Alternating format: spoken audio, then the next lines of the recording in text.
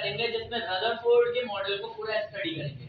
Rutherford का जो model है उसमें क्या हुआ था कि उसने एक गोल्ड फॉइल ली थी। तो इस टाइम ये जो शुभांकर है बीच में खड़ा हुआ वो गोल्ड फॉइल की तरह काम कर रहा है, ठीक है। मैं अल्फा पार्टिकल प्रोजेक्ट करने वाली गन हूं, अल्फा पार्टिकल, और मेरे हाथ में ये जो बॉल है ये अल्फा पार्टिकल्स है, ठीक है। ये अल्फा पार्टिकल एक है, हम लोग ये देखेंगे कि ये काम कैसे करता है।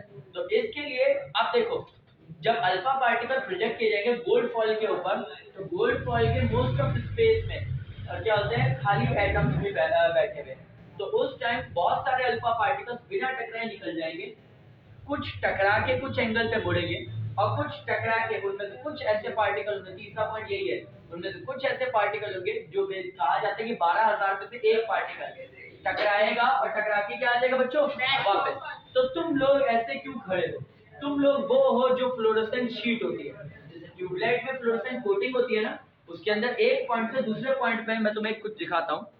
ट्यूबलाइट का एक साइड एनोड है और दूसरी साइड कैथोड है माना, और अंदर ये जो ट्यूबलाइट है ग्लास की रॉड है, मगर एक्चुअल में ट्यूबलाइट हमेशा कैसी होती है बच्चों? खाली। कभी भी देखोगे तो ट्यूबलाइट आपको हमेशा कैसी दिखेगी? खाली। एक तरफ से सिर्फ इलेक्ट्रॉन इजेक्ट होते हैं और दूसरी तरफ जाते हैं, बस जाते टाइम वो इलेक्ट्रॉन इधर उधर टकराते हैं। इसके ऊपर ये व्हाइट कोटिंग होती है, फ्लोरोसेंट कोटिंग। मैं जितना हटाऊंगा उतना ज्यादा मेरा हाथ दिखता रहेगा, देखो मैं जितना ज्यादा व्हाइट कोटिंग हटाता जाऊंगा, तो दिख रहा है व्हाइट कोटिंग, मतलब ये इसमें गैस भी भरी होती है ताकि इसमें आग ना लगे। तो पॉइंट ये है कि इसके अंदर सिर्फ ये पाउडर भरा हुआ है, और पाउडर पूरा नहीं भरा हुआ, सिर्फ पाउडर ऊपर लगा हुआ है, अंदर भी नहीं भरा हुआ, अंदर से खोखली है पूरी। मैंने ट्यूबलाइट अगर साइड से काटी तो 15 खोखली है। तो पॉइंट क्या है कि यहाँ से कुछ इलेक्ट्रॉन्स जा रहे हैं, तो टकरा रहे हैं जब, मगर जब वो इस ट्यूबलाइट के ऊपर टकराते हैं वो ट्यूबलाइट वहां से फ्लोरोसेंट कोटिंग की वजह से चमक जाती है। तो कितने सारे इलेक्ट्रॉन्स या कितने सारे पार्टिकल्स एक ही टाइम पे टकरा रहे होंगे, जो ट्यूबलाइट लगातार जलती हुई दिख रही होती है तुम्हें, वरना कोई भी ट्यूबलाइट फोड़ना हमेशा खोखली दिखेगी। तुम यही तो सोचो कि जल क्या रहा था फिर अंदर, क्योंकि एलईडी वाली लाइट तो ये सब लाइट जो होती है उनके अंदर बल्ब होते हैं, वो जल रहे होते हैं, यहाँ कुछ भी नहीं ऐसा। तो एक पॉइंट ये है। अब तो तुम लोग वो बने हो फ्लोरोसेंट कोटिंग, तो तुम सब या तो तुम सबको सफेद सफेद चिपका दूं मैं, तुम सबके मुंह पे व्हाइट व्हाइट पाउडर लगा देना, तो तुम फ्लोरोसेंट कोटिंग लगोगे कि जब ये अल्फा पार्टिकल्स यहाँ से टकरा के कहीं जाएगा और तुम में से किसी के ऊपर भी टकराएगा तो वो जल उठेगा, ठीक है, वो जल उठेगा कि मैं यहाँ से जला हूँ, मतलब मेरे पे एक पार्टिकल मेरे पे यहाँ टकराया है। जब कोई पार्टिकल बिना किसी से टकराए पीछे चल जाएगा तो हिमांशु जल पड़ेगा। जब कोई पार्टिकल बाकी हल्का फुल्का थोड़े फ्री स्पेस से जाएंगे तो हर्षित या कृष्ण जगमगा जाएंगे।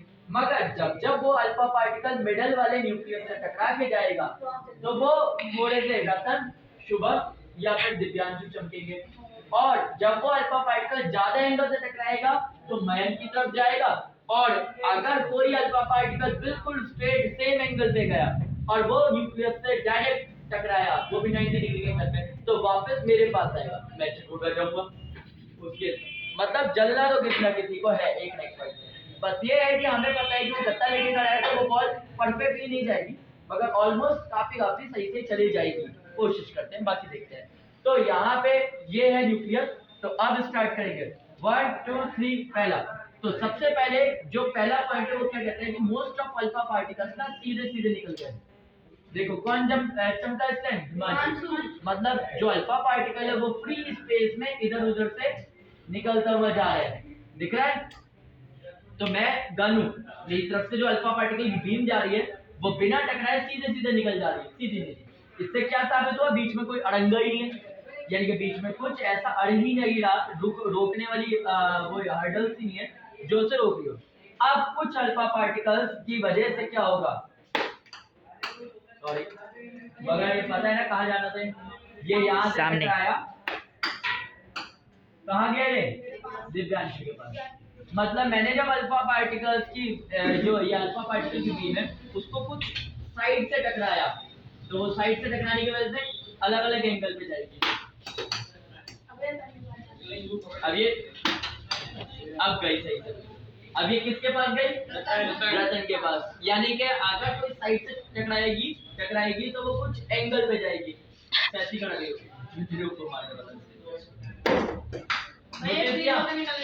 ये टच होके निकली है, काफी हिमांशु के पास गई है।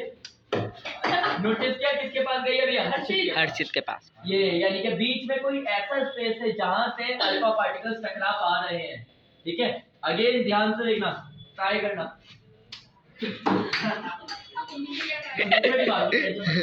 और प्लास्टिक की बॉल लगेगी। ठीक है, जैसे ही आगे आपको आ गई। हाँ, तुम तो एक्सपेरिमेंट के बहाने से किसी को पीट डालो, फिर से तेज मारो, मजा नहीं आया। और लास्ट आता है, अगर अल्फा पार्टिकल्स बिल्कुल सीधी, बहुत अच्छा, तो वापस कहाँ आ गई? देखो भैया बहुत जितनी बार ये टकराएगी उतनी बार ये न्यूक्लियस यानी कि मेरे पास ही वापस आ जाएगी। तो ये है तीसरा पॉइंट कि सरप्राइजिंगली ऐसा एक सरप्राइज मूवमेंट भी आया कि एक बार अल्फा पार्टिकल सीधा टकराई और डायरेक्ट इसके पास आ गई, मेरे पास। ठीक है, अच्छा है मेरे से एक भी मिस नहीं हो रहा है। ये स्टंट जान हथेली पे लेके खड़ा हुआ है, कह रहा मार तो बड़ी तेज रहे, मगर हर बार देख के मार रहा है। जैसे तेरे कंधे में मार रहा था, हल्के मार रहा हूँ, बाकी बॉडी क्या कुर्सी। हाँ, तो वो मेरे पास ही